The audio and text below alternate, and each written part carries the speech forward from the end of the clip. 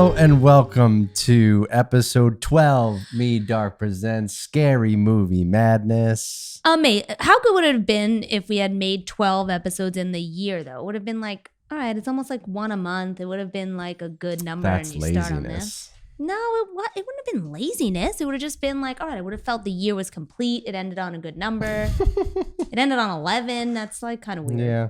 Well, that's only because you kind of wanted to do another podcast. I did. I wanted one more. Mm-hmm. And you cut me off. I was kind of like, I don't know, like as it was, even like Christmas week, I was kind of like, like not a ton of people are going to be paying attention to podcasts. I don't know. People were very interactive on our gram.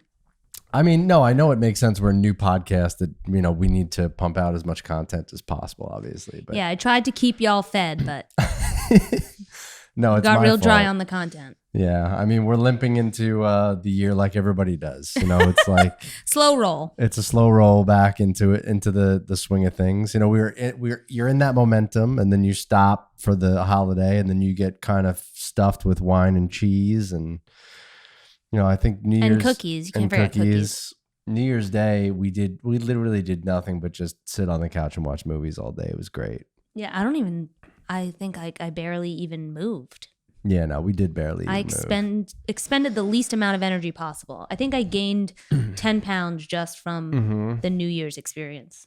Yeah, we had a very low-key New Year's. We had just a couple of friends come over and hang out. We played some games, some video games. Yeah.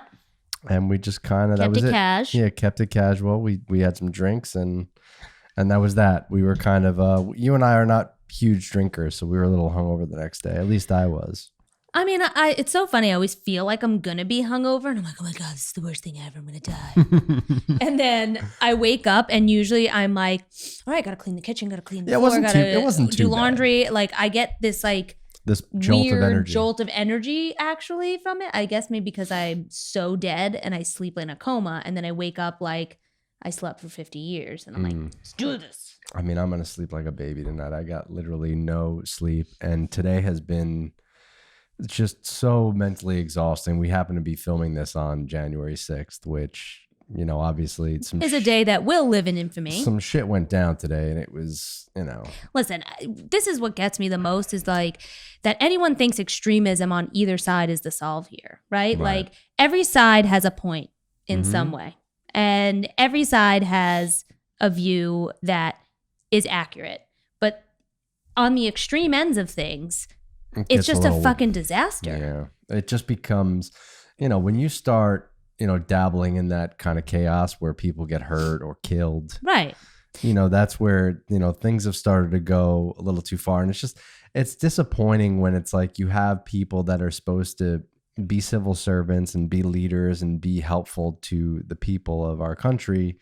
And not only do they take a back seat, then we have, you know, people that actually like promote it or incite it in some way. It's just really sad. Yeah, because these are people who are supposed to be there to help make us all a community, right? Like, and as a country, we've grown and become this massive conglomerate, if you will, where like the country is now just a business, and the country is a business that is run by the government. Capitalism, baby. Yeah, and instead we've lost sight of community. We've lost sight of what it means to be a small town and be close to your police and your fire department and your hospital workers and things like that. And these are all just businesses, and they're all just revenue generating for someone's pocket at the end of the day. And no one gives a shit if we eat, have a place to live, can take care of our kids, or that we can even get educations. All of those things are being stifled to make sure that the people at the top are rich and the people at the bottom keep making the money. And that's it. And that's where we're at. And both sides have points on this, right? Both sides of the extreme have like points. You can't put the genie back in the bottle in a way, right? Like, there are people out there that are traditionalists and want to go back to the way things were. And it's like, well, you can't just erase progress and technology and the way that the market runs. Things like now we've sort of created this monster where you're talking about like income inequality and all this, and not to mention obviously people are getting sick and dying because we're in a pandemic. Right. I mean, it's also not the income inequality only. It's the community thing that really gets me the most. Right. Like is that. You know, you look at the old times, and if there's one thing that was great about the old times is that people gave a shit about each other. It's much harder to do You gave now. a shit about who lived next door to you and what happened to them, and if someone vandalized their house, and you know. Well, this is like we were talking about this with the podcast last time about like, remember Ted kept going in his house and he was like baking cookies with and his I'm like, wife. who just walks into somebody's house? But this was how, like, what you're referencing is like, you had these neighborhoods and communities. Yes. And in a way, the world was, well, obviously it was much smaller. What are you doing? I dropped my phone. Oh my goodness. Chaos. It's definitely broken. See, this is what I mean. It's not broken. It hit like 3 things on the way down. No, you're good. Okay, great. Let's put that away. Keep going. No, but like you're saying, the world used to be obviously a much smaller place. But again, you can't put that genie back in the bottle, right? Right, It's but like, at the end of the day, was it really a smaller place? Well, no. there's people that want to get rid of the internet. Like, this is what I mean. Like, extremism. Like, you can't. Right, because now there's conspiracies and everyone has a voice.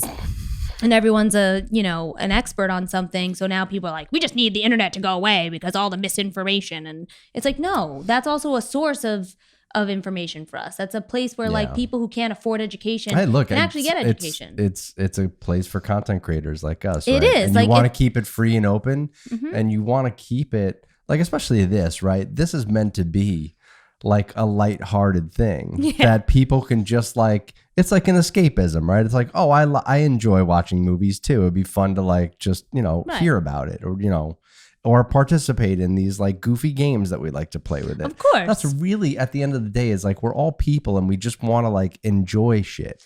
Right. And listen, like, let's just try to enjoy shit. We're not people that try to interject politics or, these deep conversations into every single thing, these controversial conversations, I should say. No, it just so happens to be very fresh in our mind. It's a very fresh thing right now that I think affects everybody. I don't care who you are. You can try to be neutral all you want, but what's going on in the country right now is important, and it's a moment in time that we have to rise up from. And I didn't want to start this podcast off like this year, but I feel like it's something that we have a duty to speak about if people are listening. All right. Anyway. Well, yeah. So we kind of debated back and forth of, what's our theme going to be to start off this year? And obviously, our roots here are about the scary movies, right? So that's what brought us here today. Yeah. And I think that's sort of, that's kind of the audience we wanted to build.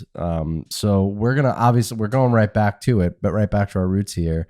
And our thought was New Year, new movies, right? Yeah. So we had done a bunch of the old ones, and 20th century-ish. I mean, as that was a ton of fun because obviously we had seen a lot of them before.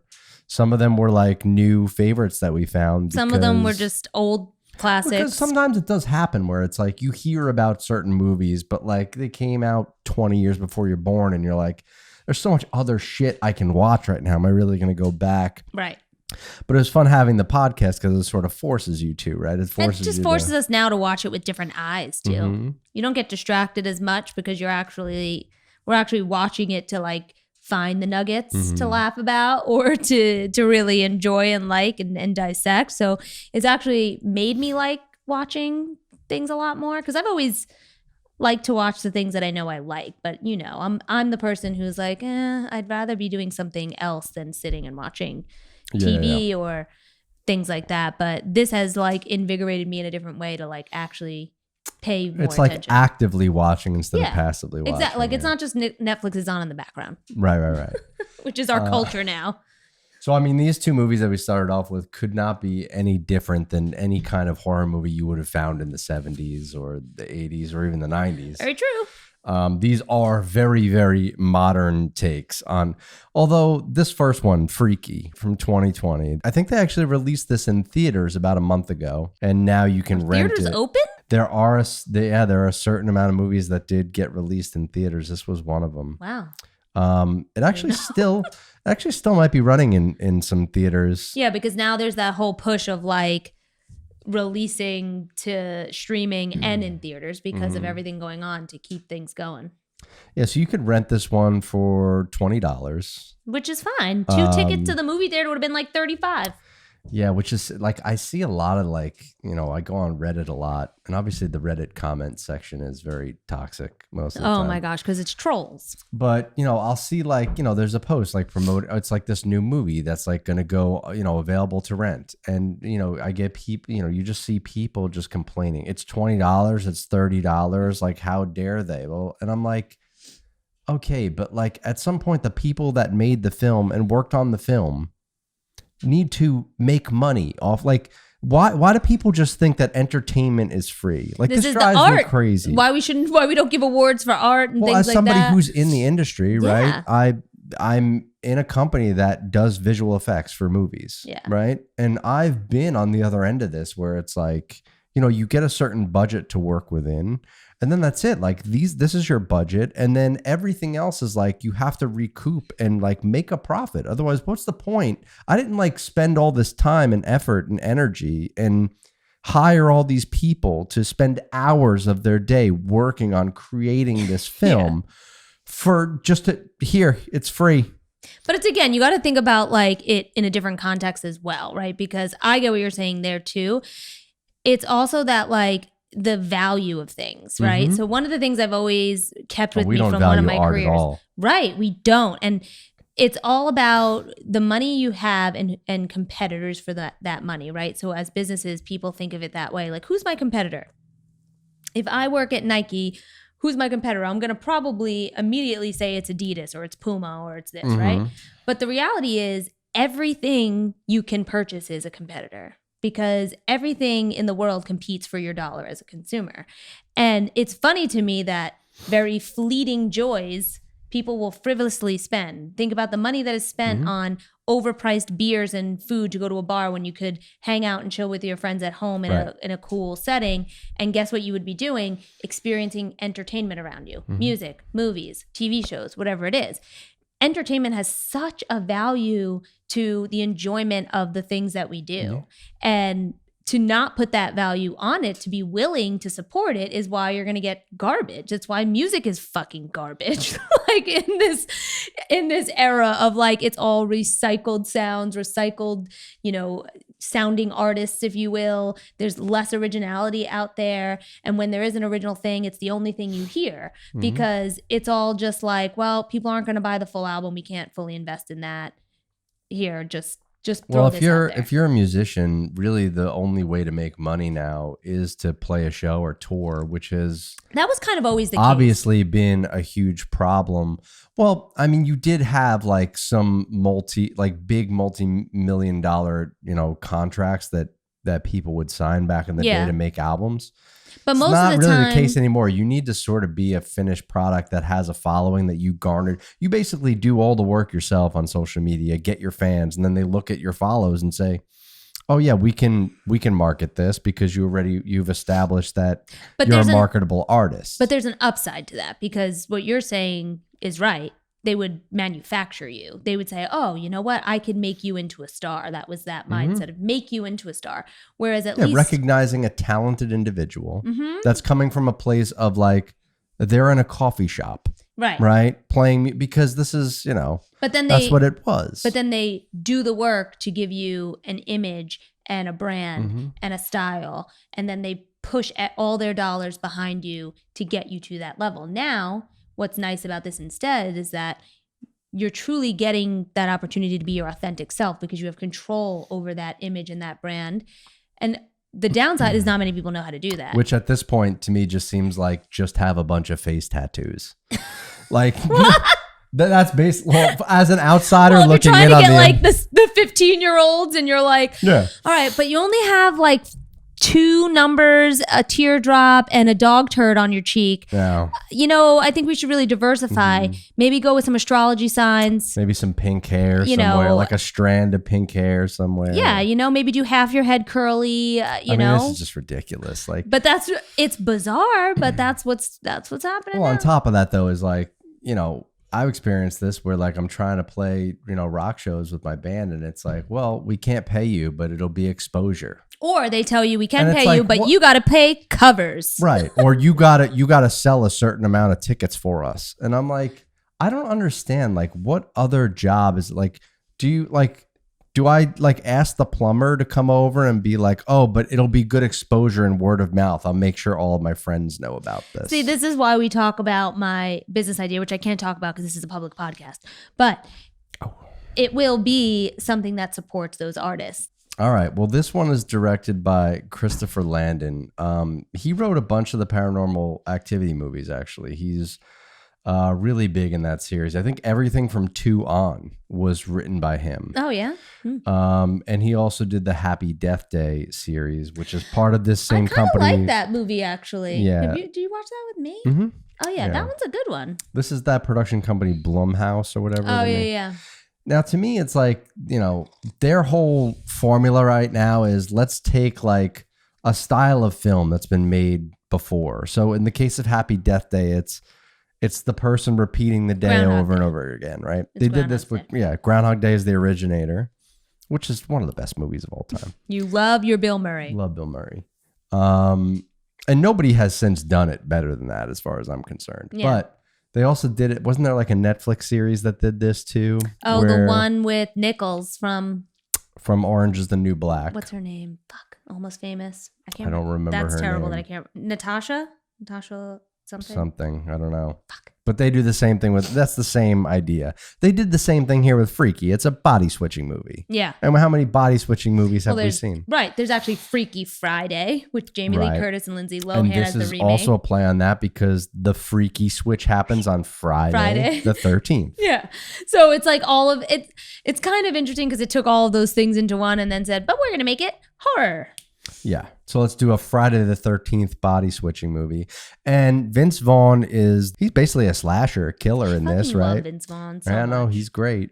And they kind of make him a little like Jason-esque a little bit. They do. Right? He's like Michael Myers and Jason. He's got the Jason style mask, but the Mike Myers creepiness and he does that Mike Myers like the fast walk where everybody's trying to run away. He'll walk fast. Why can't you get away? All he does is fucking walk. Mm-hmm. He's the fastest walker of all time. His whole outfit is very strange too. It's like that long sleeve shirt with the t-shirt over the top of it. It's very like 1990s, early 2000s. It's more like it looks prisonish.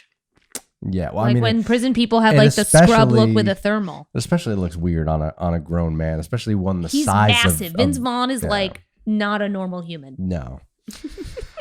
So this one opens with like the cliche scene of like the teenagers being dumb, partying and having sex or whatever because their parents are out. You need that setup scene where, all right, a bunch of people are going to get killed in the beginning because they're dumb. This establishes the threat, right? In the industry, we call them red shirts, right? These characters are red shirts, and I think that stems from like the original Star Wars. I think really, it's like how it was written in the script of like.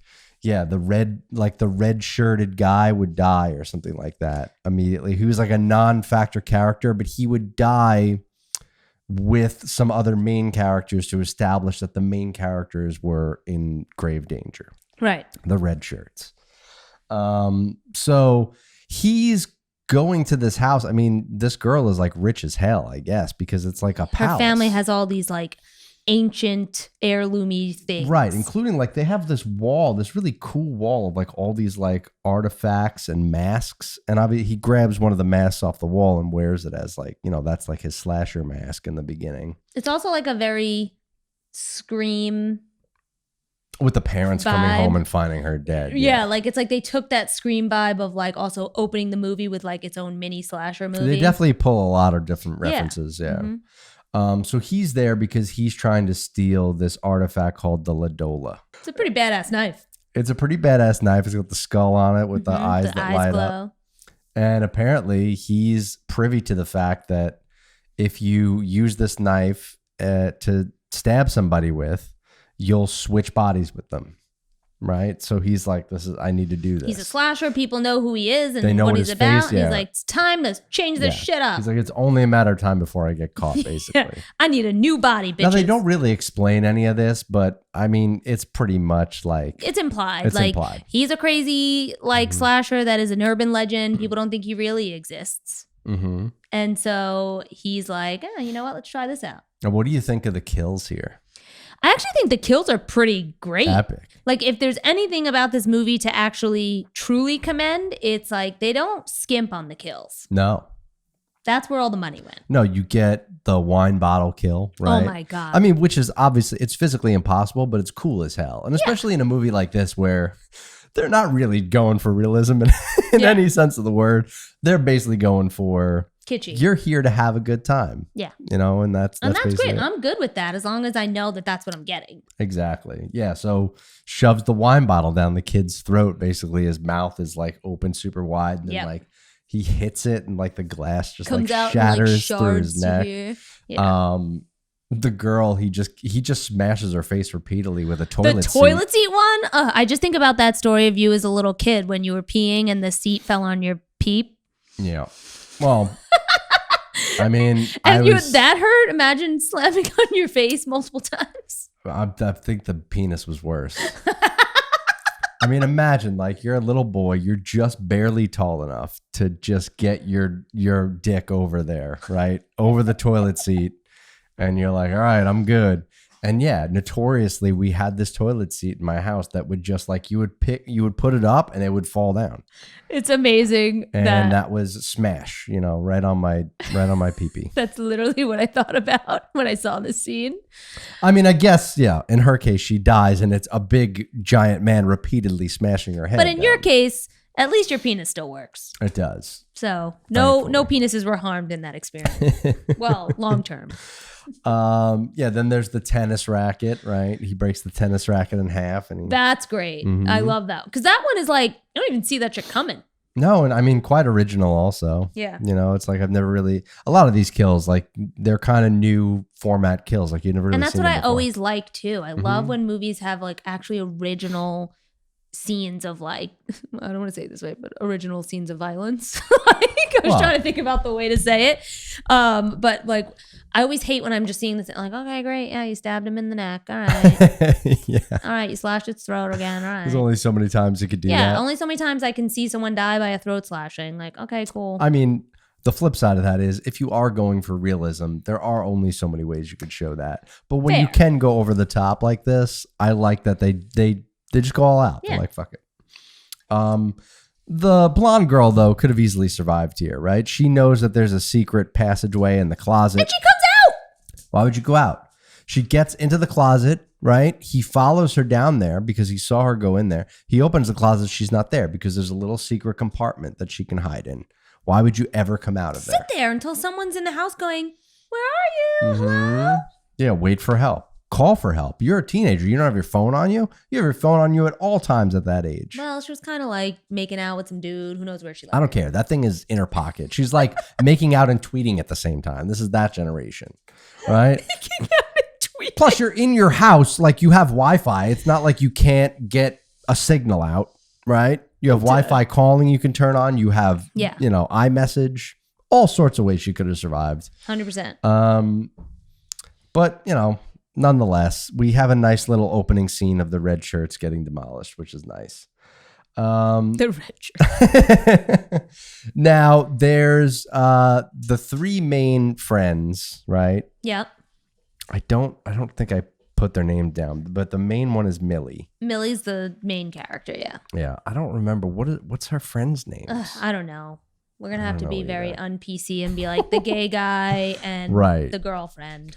Right. The gay guy and her best friend. Let's say that the gay guy. Girlfriend sounds weird. Yeah, I wasn't crazy about him as a character. He was okay. Yeah. Then you have Char, right? That's her sister, the cop. She was a little bit pointless. Worst cop of all time. Yeah, she is pretty bad. Although you can't blame her though, because like how ridiculous is it that like your sister switched bodies with this mass murderer serial killer? I mean, that's fair, but she doesn't even like listen to the girl's friends. They never even really get a chance to reason with her. She just likes to point the gun at them. That's what I mean. She's the worst cop ever. Like, it's just annoying. It's like, these are people just talk to them for a minute. Yeah. So Millie is sort of like, she's a little bit of a bookworm, right? She's not the most popular kid. She's the nerdy girl that the popular kids make fun of. She's like really worried about like, I need to make my resume look good. So I need to like volunteer. She was me. That's me actually. I was the girl that the popular You didn't girls go made so far though as to be like the school mascot at homecoming. Oh like God, her. no. Like, I'd rather kill myself. You would never wear that beaver suit. No fucking way. No. Absolutely not. Because I have self-respect. Right. I'm not going to be a person in a fucking animal suit. And then her mom is the drunk, right? Yeah. And this is what sets it all off because they're at homecoming. She's the mascot. She's doing the dance. Homecoming's wrapping up. Everybody's going home. And her friends are like, "We'll just drive you home." And she's like, "No, my mom's supposed wait to." Again, for my mom who's always late and never picks me up. Right? Do cell phones not exist? I don't understand. But hers was dead. No, it wasn't dead at that point. Well, this was right after homecoming. She was calling her mom, and her mom wasn't answering, and she was just waiting. And it's like, so then call your sister at least and be like, "Yo, where's mom?" At that point, text your mom and be like, "Listen, you're not here. You're not picking up. I'm just gonna grab a ride home with my friends." 100%. Just why would you sit there and wait? There's no reason. Yeah, so she ends up just being there forever, sitting there, just chilling, because her mom is drunk, passed out on the couch. So she's stranded there, and who shows up but the butcher, right? The butcher's here. The butcher's there with his mask and his Ladola. And poor little Millie is all by herself in her beaver costume. And we get a little chase scene here. They make him freakishly strong, too. Like when he's chasing Millie. He's Mike Myers strong. Even beyond that. When he's chasing Millie, she runs through a padded, like a lock gate. That's like, it's one of those like padded locks with a chain. Yeah. And he just kicks it open. Yeah. He's a beast. It's impossible. Well, I guess like you're already dealing with a supernatural movie. It's like Chucky. I know, but this is what bothers me is like because I don't mind supernatural. Obviously, I'm a huge comic book nerd. Like I love Marvel movies. Obviously, there's nothing realistic about them, but at least Marvel there's an attention to detail there, right? It's like, yeah, we're gonna have like these space creatures and shit like that, but don't do stupid shit where it's like just a regular person can kick. But is he a regular person? Yes. Just because he has the Ladola doesn't mean that he's freakishly strong throughout the whole movie. Yeah. Yeah. That's what I'm saying. I don't know. Anyway. But then we get our little body switch, right? He decides that might as well switch into this teenage girl who's in senior in high school. This as a murderer. Nobody would suspect it. Yeah. Which is cool because I think, it gives you that real contrast and variety. Mm-hmm. And really the gem of this movie is Vince Vaughn's performance, him playing a teenage girl in high school. Well, essentially two people. He gets to play the murderous guy, but then he doesn't do much with that. He does, because at the end you have that and you have him talking to her as... Oh, yeah, but I'm saying the crux of his character is really... Oh, yeah, the bulk of the movie is really that he gets to be this teenage girl. I mean, I would even argue, for the most part, most of the actors and actresses that they got to be in this movie are really not that great. Really? I didn't think they were terrible. They're okay. They're average at best. He steals the movie. It is kind of interesting that Vince Vaughn is the person and then there's no one else. Mm-hmm. I think that Millie is popular in some other things, though. Oh, no, she's been in a lot of stuff. She is actually a really good actress. I've seen her really, And she does a great job, too, because when she's him as her. But again, I feel like she's sort of like, and I don't know if it's like a knock on the director. He just couldn't get the performance out of her. Or maybe it was just like, again, when you're the butcher, right? Yeah. The butcher is such a flat, one-note character. It's just his whole motivation is just, I just kill things. Yeah. So it's like, really, what is she supposed to do with that? They didn't, in other words, I don't know that it was her fault as an actress. It's just really, they wrote the movie to highlight the fact that you were going to have this grown-ass man and Vince Vaughn pretend to be this. Oh, 100%. That's really what it's about. But I liked the way that she played the character in a lot of ways. Now, when they do switch, he turns her into like this hot chick all of a sudden. Yeah, because he's like, this is fucking boring. What is this shit in her closet? Yeah, he goes into the sister's closet and grabs like this gnarly red leather jacket. Like, so he's able to, somehow this guy who lives like in a recluse in a fucking broke down warehouse. Yeah, I think they call it the old mill. Yeah, the old mill. Right. And it's basically like a bunch of drugged out like homeless people live there. right? This guy, I think he has like one set of clothes. Yeah. And all of a sudden he's going to know like how to dress up as a hot teenage girl, how to do the makeup better than she would do it. That ponytail was legit. Yeah. It's how not does he easy. know how to do any of this stuff? I wouldn't know. Like if I switched bodies with you and it's like, I have to put makeup on. You don't want to do that video, babe? We could do that video where you do my makeup. What is that video? What are you talking about? It's like a video challenge that people do on YouTube. Like, my boyfriend does my makeup. Are you serious? Yeah, it's a thing. You want to do that? I don't want to do that. See if you know. See if you could figure it out. And even We'll call it the freaky challenge. even then, I probably wouldn't be bad at that. I would because bet otherwise. Only because I would have to ask you, like, to a certain extent, like, what is this used for? Right, but that's exactly what you can't do. Right. I would just lay out everything I use, but in the sense and you of would have like, to figure it out. I'd be better than the average guy, like the average meathead, like sports loving guy. I'd be because your face is just a canvas. I'm an artist. I know how to like replicate what it's supposed to look like. Okay. Yeah. So I thought that was a little weird that he like knows how to make her look like this attractive, but you were like, I don't know, it's not that. Her makeup doesn't look that crazy, but again, like, how are you doing that to yourself? All as a he guy? did was some mascara and lipstick and some blush. That's it. The mascara part, I would never be able to do. It's not on you. It is. Well, in this case, he's doing it to himself. I guess, yeah. He's her. Again, we get more epic kills, though. Mm-hmm. Well, there's that one annoying girl that is always picking on Millie or whatever. Yeah. She locks her, or he locks her, I guess, as Millie, in a cryo chamber. It's the crazy. First of all, why does a high school have a cryo chamber? No idea. Like, how much does a cryo chamber cost? How great is that football team where they're like, we need a cryo chamber? Exactly. Post the homecoming. This is the biggest game. Think about like... This is the Patriots of high school football. And think about like how people flip out over like raising property taxes, especially like on Long Island, right? Yeah. Because this fucking school needed a cryo chamber for its quarterback. This school needed a fucking cryo chamber, and that town approved that. They're like, Yeah. yes, budget Get approved. outta here. I would love to spend my hard-earned dollars on a cryo chamber for teenagers For a 17-year-old who regenerates on 4 hours of sleep. Exactly, who don't need it at all. No, fuck off. But nonetheless, it's a cool kill. It is a cool kill, but it's annoying. That's one of the things in the movie that like we're talking about is annoying because like the odds of a cryo chamber being in a high school is slim to none. Second, how the fuck would this creepo know how to use it? Yeah, no idea. This guy's never or know what it does. Seen or heard of a cryo chamber in his life. That's what. Yeah. What is he watching like Netflix in his broke down warehouse with his, homeless at people? the old mill? At the old mill with the windows broken? He's listening to the Joe Rogan Experience and getting he's listening to Joe Rogan and Elon Musk. And getting the hot tips on the cryo world. No. What do you think of the shop teacher? First of all, I probably would have been throwing shit at that teacher if he ever spoke to me the way that he was speaking to her. He really hates her. And flipping desks. I actually had a teacher who was like that. I did too. He was the technology teacher as well. Maybe it's something with technology teachers. Well, it's not the same. This is a wood shop class. Oh, we called that technology in my junior high class. Really? Oh, I'm fucking. How is that technology? I guess when I was, maybe that's how fucking old I am. We barely had computers back then.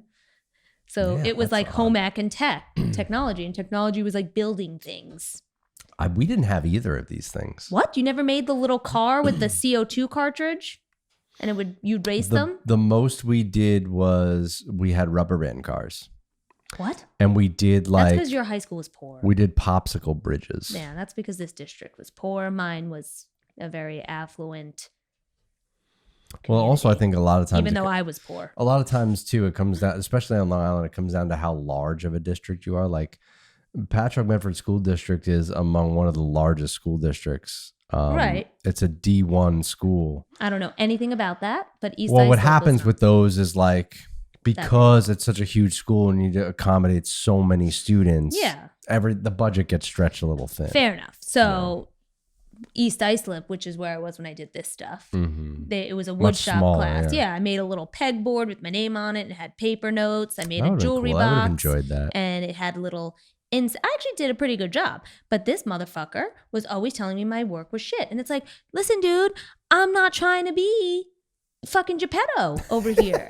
Okay. Well, in this case, I'm trying to be Geppetto's wife. It's not even that her work was shit. He didn't give her a chance to even make her project. He's like, are you ready to show the class what you made? And she goes, I'm assigned for like the 14th or whatever, which is like a week away. He's like, she's lazy. Unprepared. Lazy slacker once again. But that was like this teacher. I had a pegboard, like a coat hanger. And I did not drill the hole big enough for the peg. And I knew it. And I was like, it's not going to fit. It's not going to fit. And he's like, no, look. And he takes a hammer and smashes it. And what happens? My fucking pegboard splits. And you know what he did? He gave me a C. Bitch. Yeah. And I was like, how am I getting a C? You broke this. And I just like flipped out. And I left the class. I was like, this is a joke. This guy's insane. Imagine. And the even crazier part was like, he was the tech teacher and his wife was the home ec teacher. Mm. And she was also insane and put breast milk in the pancakes. What? Mm-hmm. She put her own breast milk in pancakes and fed it to the students. Oh. I'm not even making that up for the sake of the show. That was the madness that ensued in those classes. So I know like those types of crazy teachers exist. What did we watch recently where the guy like has a fetish of, The Boys? Season 2. Oh, Homelander is like drinking the breast milk and like getting off on it. Ooh. I don't like it is amazing to me like the wide range of fetishes that can exist.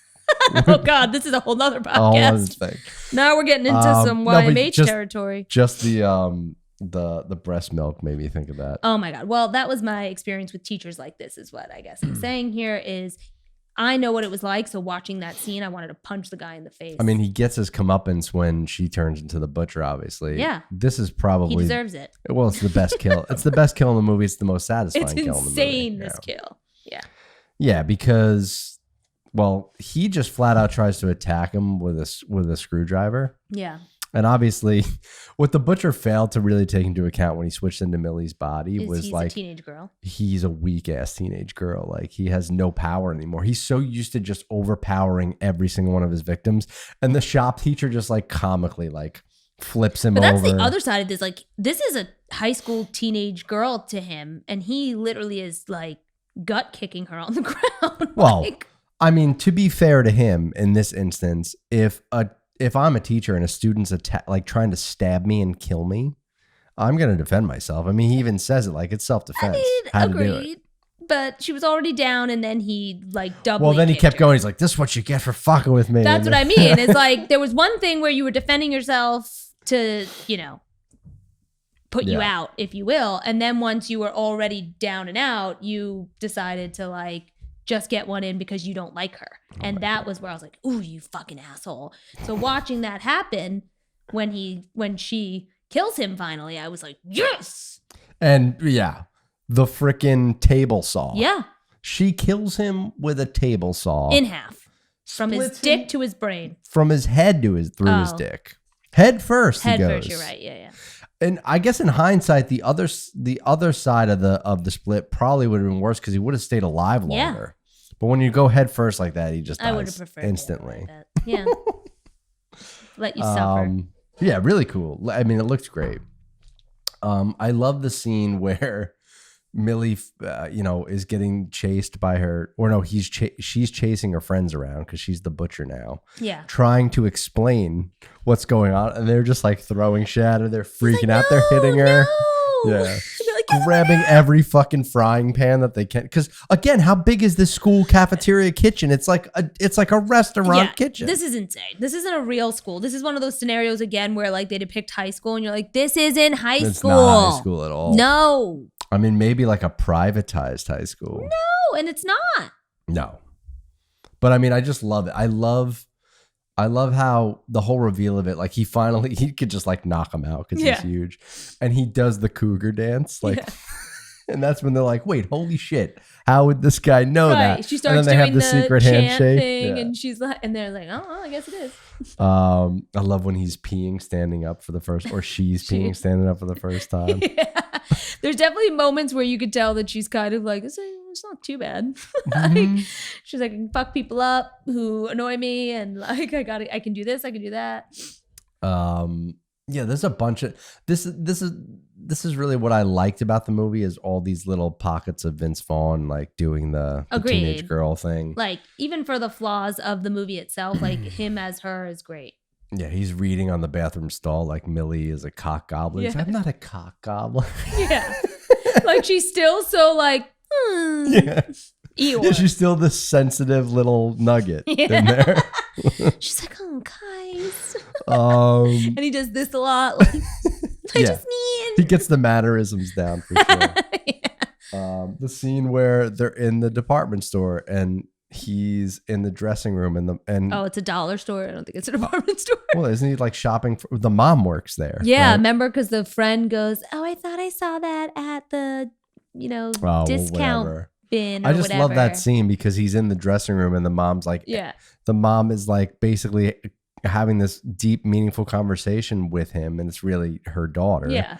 And she ends up like asking him out on a she asks him out on a date. Like, imagine your mom. He goes, ew, no. I mean, that's the best. And she's like, oh my God, I'm so sorry. Yeah, conceptually, I just love that idea. Yeah, it was great. The whole thing was good. The Aaron Rodgers mask. You're now creepy Aaron Rodgers. The mask is so, and again, that's that nod to fucking Halloween, because you have it's the William Shatner mask. Right. Yeah, like, that's true. We're gonna go with that. Really? That was the first thing I thought of, was they had the Jason the face. The celebrity face. And then they did Jason, and then they did Mike Myers reference. Yeah. That would have been funny if it would have been like a William Shatner mask. Yeah, that would have been a direct hit. Today. Yeah. And then him playing the crush on Booker, right? When they're in the car. That's the one that I'm just like, no teenage boy is like, yeah, I'm still into this. No, I know. Well, the kiss is a little much. That's what I mean. It's like, I could get it where like you're talking to her and you're just like getting it out of your mind that it's her inside but not outside. But then like that he wants to kiss her, is no teenage boy is getting riled up looking at that. No. Unless. And I think he even says, he's like, you want to kiss like a middle-aged man with yellow teeth? And yeah, like she like really like, maps it. Yeah, no. I'm like, I'm reverting back to like teenage me, like hormone-ridden me. And it's like, I don't care how much I liked a girl in high school. If she body switched with Vince Vaughn, I ain't kissing her. I'll be like, let's figure this out first. But she says that maybe when my hand isn't bigger than your face. The whole face, yeah. I love that. Yeah, I mean, it like you said, it's a flawed movie, but it's a fun movie. Yeah, you're not watching it because it's Oscar winning. Yeah, obviously we had some things that really bothered us. One question I had, because there's the whole thing at the end where he has to stab before midnight. She has to stab herself before midnight, right? Otherwise the switch is permanent. So there's two things that happen here at the end that sort of like fall apart for me. One being that, Booker gives her his watch, his smartwatch, and says, I'll set a timer for midnight. That way, if it goes off, it's too late. Mm-hmm. And he has this whole thing, prior to that, because she's always late for class, he gives her this advice about, I always set my watch 5 minutes fast. Right. Can you actually set the time on a smartwatch, or is it just locked as what the time is? I never actually tried it, but I'm pretty sure I can. You can do that. I'm pretty sure I can. See, I don't think you can do it on the phone, but maybe it's a feature on the watch that I'm unaware of. Because I thought that was a little weird. I was like, I didn't think that on a smart device like that, you could actually change the time manually. I thought it always had to be like on the time, the Cupertino time or whatever from Apple. Yeah, I'm like, now that you're saying it to me, I'm like, what can I see right now?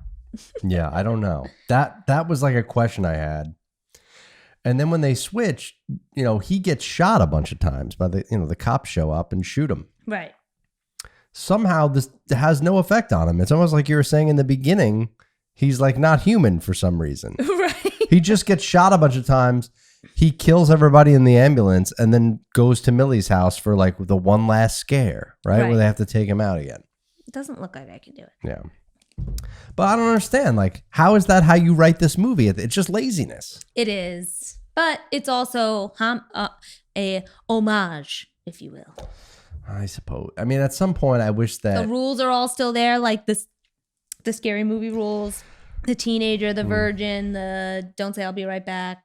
I'm almost curious, like, because I don't know that I recognized any of this when we watched the Happy Death Day movies, but I love that. Considering it's the same guy, yeah, and it's the same, formula, I wonder if there's like little nuggets in those movies that I would be like, maybe we you didn't got a watch little lazy that there. We didn't watch it with that in mind, right? Like that's where it's like, oh, we could rewatch that one again because now we want to see it for that, and then I'm sure we'll find a few of those. But I actually feel like those ones were a little cleaner. I think so. Yeah. If memory serves. If memory serves, which it didn't for some of our watches. All right, so let's move on. The other one that we're going to talk about here is a film called Host, right? This also came out last year. Very close to home lately. Yeah, this whole movie takes place on a Zoom call. I am obsessed with this whole movie because I actually was terrified. You were really scared. You had some audible, loud screams. There's a couple of like moments where they rely on some jump scares, which will get that. Yeah, which I wasn't expecting, and that's why. Because I thought that they were going to go a lot more psychological with it, and not like super visual, meaning not really seeing an entity, if you will, just seeing what an entity does. Does that make sense? Yeah, no, it does. Yeah. This one's directed by Rob Savage. This guy is mainly known for I looked up his IMDb. He's just done a bunch of horror shorts. And this movie is kind of that. Is like an hour? Yeah, it was it's like an not hour. Like, yeah. I mean, I guess that's like borderline feature length. I don't know. Maybe it's a little over an hour. It's not a long movie by any stretch. But I liked that it wasn't long because it didn't just go on forever with like excessive nonsense. Like it also is easily. Yeah. I mean, it's also probably hard to make a movie like this that just takes place over Zoom and stretch it out. Right. Like, how long is it going to be? Yeah. And I loved it actually because they tie it into the whole like free Zoom account versus premium, meaning like you only get this certain amount of time. Yeah. And then it's like, hey, you're about to run out of time. Yeah. Yeah. So he actually had done a short film before this during the pandemic. What he did was he wanted to pull a prank on his friends. So what he did was he organized this whole Zoom chat, right? And he made sure that he was recording it. And during the Zoom chat, he had this whole thing planned out about how he was going to pretend like he was hearing a noise in his attic. Yeah. And then he pretended like he was like when he went up in the attic, he pretended like something was attacking him. And he got like the genuine reactions out of his friends. And he was like, it was sort of like, I think he probably had a concept like this in his head. And he's like, you know what? Let me test it out. Let me see what it would look like if I actually, filmed a Zoom, everything on a Zoom. Like, what kind of production value can I get? Yeah. What kind of reactions can I get? Would it be scary? Which I love. I love that whole backstory about it because he then puts this out and it goes viral. And then Shudder gets a hold of this. This is that streaming service that's part of Amazon Prime that's just dedicated to horror movies, basically. Yeah. And they approach him about actually making a feature, which ends up being this movie Host. Yep.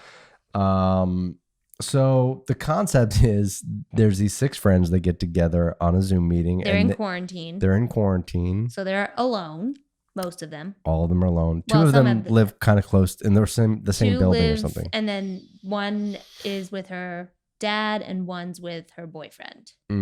But then the other. Well, then Teddy is with his girlfriend. And Teddy's with his girlfriend. Yeah, he's the one. So there's some of them who are at least with a significant other, and some of them are just legit alone. Yeah, very small cast. I mean, maybe there's like 8 or 9 people total in the movie. So the concept is they're all going to get together. I think Haley is the organizer. She's hired this medium to hold the seance via Zoom. And she's done it with her before, and but they've never done it over Zoom. She said they've never done it over Zoom, but she's always done them. And now, what's your take on a seance? Because I know you kind of play in this world more than I do. Obviously, my take on it would be that I wouldn't do it. You wouldn't do it. No fucking way. Because of exactly what this movie outlines. But then, so my question is, who is a seance for, if not for people that believe in the ability to communicate with? I mean, there's definitely people who believe in it like I do, who are like, yeah, I want to do this and aren't afraid of it. But for me, I think we've talked about this on other podcasts, but like I have such a connection, I think, to that world that I would be afraid to open those doors, especially in my own house. No, thank you. Because I'm not trying to like let something in that ain't gonna leave. What if you like went to the medium's house and did it there? If I went to the medium's house, I might be more like convincible of like, all right, at least it's not coming to my house. But there's always that chance of like the demon that follows you. Mm-hmm. So I'm good. Like, no, thank you. And like I have this Ouija board in the house. So your thought that is... And I don't want to throw it away because I believe in that bad luck. Right. And it's just going to keep coming back. So you feel like if you were going to do it, you would summon a demon. Oh, 100%. Especially like the way that this premise goes. Isn't it supposed to be targeted though towards like you're contacting like people that have passed that you love? That's certainly the case here. Yeah. I mean, again, like that, it's kind of like when I talk to, you know, that psychic that I talk to, and she's like always so on point and it's bizarre and it's weird.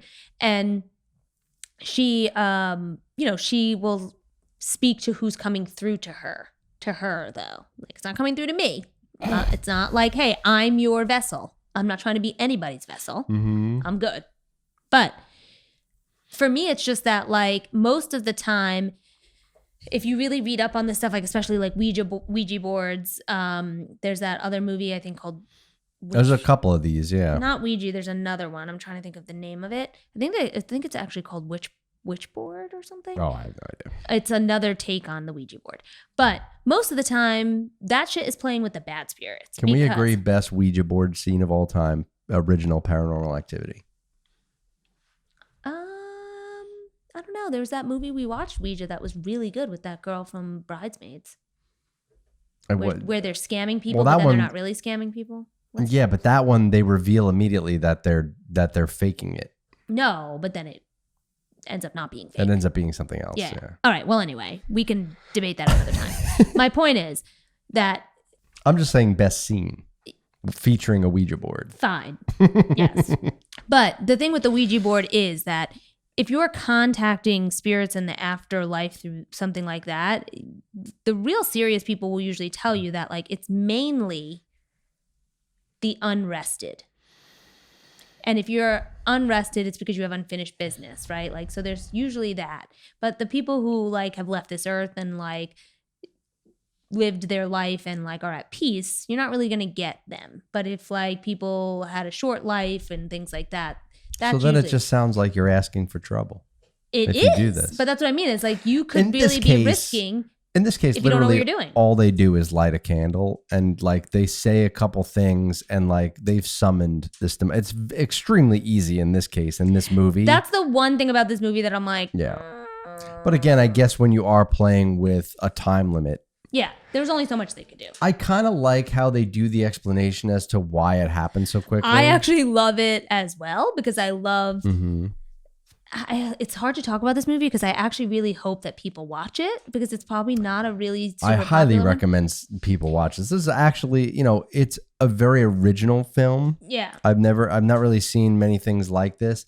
It is very tense. It is scary. Yeah. So at this point, let me just do a disclaimer. If you are interested just from what we've talked about Spoiler alert. Stop listening at this point in the podcast. Go watch it. Come back to this point and tell us if you agree. But this is the spoiler. Wee-oo. Like we need to have like a little alarm. But fine. Now I think we can talk about it because I don't want to ruin things if people actually want to see it. So this particular movie, because this is always something that I say to you, is that don't engage in this shit if you are just going to be the person who doesn't think it's real. Yeah. Because the person who doesn't think it's real is the one who gets fucked. And no, in this case, she's not. Gemma, she makes something up, right? She creates what her name is. What's the medium's name? Selene or something? Selene describes it as a mask.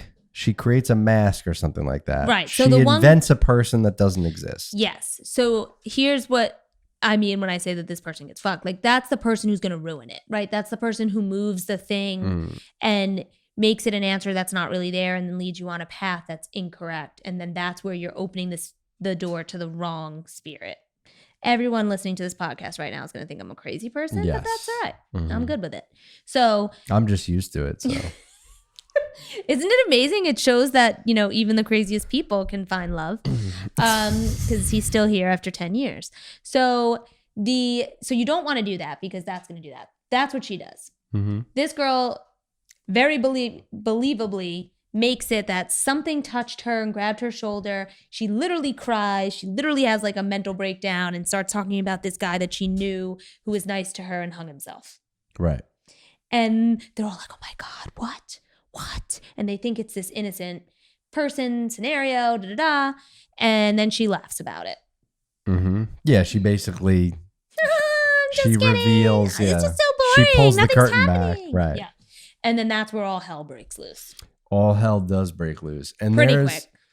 There's some really cool things, again, that Rob Savage does here as the director in terms of how to, you know, make some of this stuff, you know, this demonic entity appear visually in ways that we haven't really seen before. Yep. Right? Because we have, probably my favorite is, there's this character, Emma, that plays with the filters on Zoom the whole time. Yeah, and she's like, right? She likes to do like the little faces and the snake thing. And we kind of figure out earlier on in the film that, you know, cameras can sort of pick up on it, but they can't physically see it. So when the filter latches onto the spirit, the demon, you just see, the demon. You just see like a floating theater clown mask is the filter. It's that like, that clear mask with the makeup. It's that theater face. It's awful. Which is a creepy mask. I would shit myself and jump out the window. And she's just like, you just see it just floating in the room. There's just no shot. Like, this is the other thing that gets me is who the fuck agrees to this when they're alone? Again, I think most of them, nobody expects this, D. Come on. Only you would expect something like this to happen. Nobody else is expecting something like this to happen. I'm just saying, this is insane. I still wouldn't. Like, I wouldn't even want to play with it.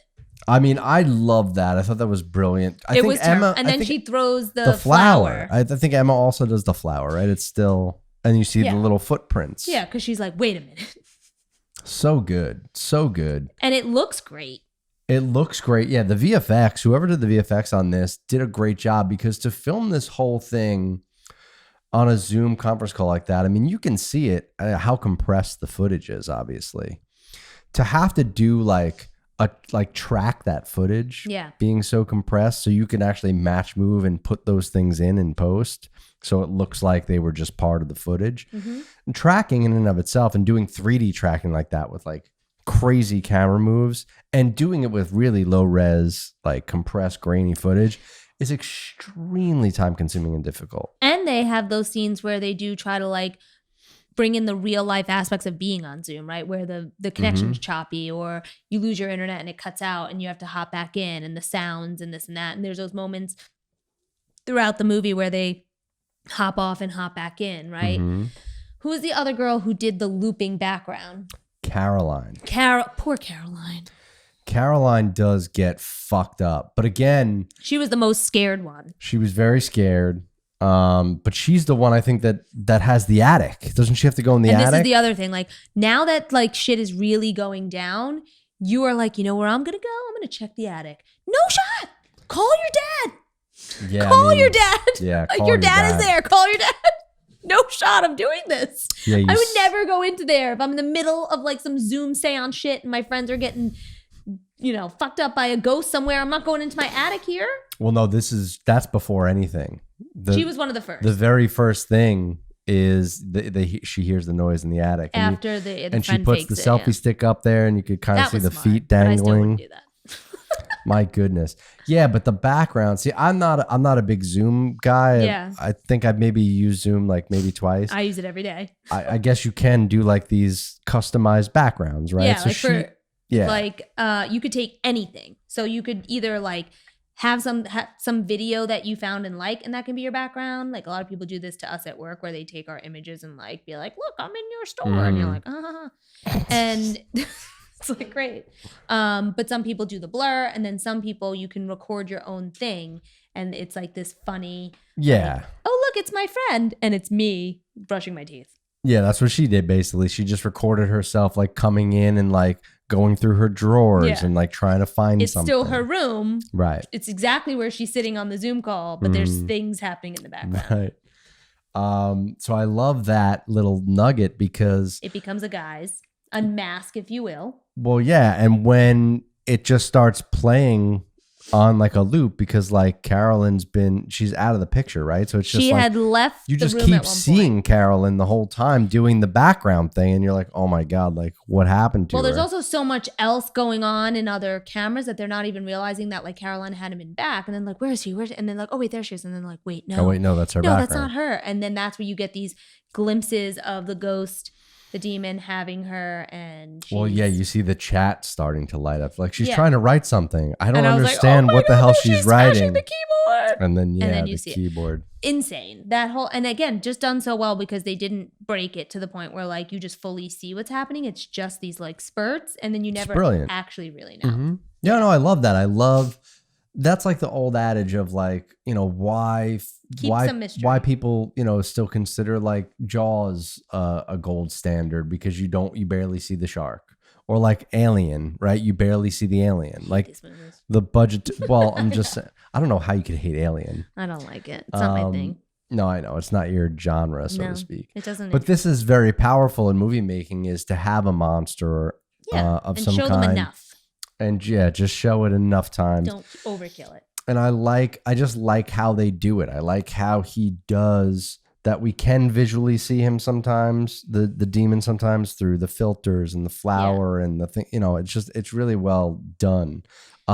Acting across the board is amazing. Like, did this feel like real people to you? It did to me. I think casting wise, like they hit the nail on the head. It was like very different girls. The actual dynamic of like how they're all very different in personality. The two who like, they're friends and they butt heads a lot. Like the girl who made the shit up and, you know, she's like, not taking it seriously. I told you not to take it to do that, blah, blah, blah. And she's like, I didn't know. But then at the end, like when, you know, she doesn't know where she is, she leaves her house and runs to go save her, you know, like it's Gemma. like such a real friendship. Gemma and Haley you're talking about. It's such a real friendship of like, we can banter and like be, you know, bitchy towards each other, but like I'm gonna fucking be there for you. No, I thought it was, and like if you had to guess, would you say that they're reading a script or that it's more of like an improv? I think there's a level of script in certain things that they have to hit their mark on how they're explaining them or speaking to them, but I think it's probably like live this out if this was really happening. So that would have been my guess too. I actually looked this up because I was curious. I'm like, I wonder. Because I was trying to think how I would have approached it as a director if I was making this movie. And based on the backstory of how he made the short originally, pranking his friends and coming up with this idea to be like, okay, it's a conceptual thing. I just want genuine reactions. Yeah. I would have thought that I kind of would have approached it the same way with the actual actors, where I would have said, look, this is what's supposed to happen in the scene. These are the notes you guys have to hit. But more or less, like, maybe there's a couple lines here that are written that you need to say, but like no. The story about the guy. This whole thing is scripted out. He wrote this. All of the dialogue. Yes. That's impressive. It's very impressive. That's like some Tarantino shit. It is like some Tarantino shit. That's a hard... He's a young Tarantino in the horror. That's genre. A hard thing to write. Yeah, I'm excited to see if this guy Rob Savage, because this movie actually... I also hope his name is actually Rob Savage and he didn't change it to that, because that'd be perfect. I mean, this movie blew, like, it has 100% on Rotten Tomatoes. It should. Yeah, no, it's blown up as, you know, a very original piece of art, especially in this field. This kind of goes back to what I was saying in the beginning of the podcast about how, like, these are two very modernized movies. Like the fact that you have this whole movie on a Zoom conference call, like you couldn't have placed it in any other time but 2020. It very much like... It'll always remind us. Yes, it very much has like a firm place in cinema in the year 2020 just because of how well it was executed. Yeah. the fact that so many people can relate to this, that period of time, like looking back on this 10 years from now, you're going to go like, oh my God, 2020. When we because there's even that Zoom moment calls. when Gemma leaves and she has her mask on running through the streets to go to yeah, she puts the mask and you go, on. of course she's the friend who wears it off her nose. Yeah, of course Gemma. Knowing everything we know about Gemma, she would have the mask on but not cover her nose. Yeah, she's the mess.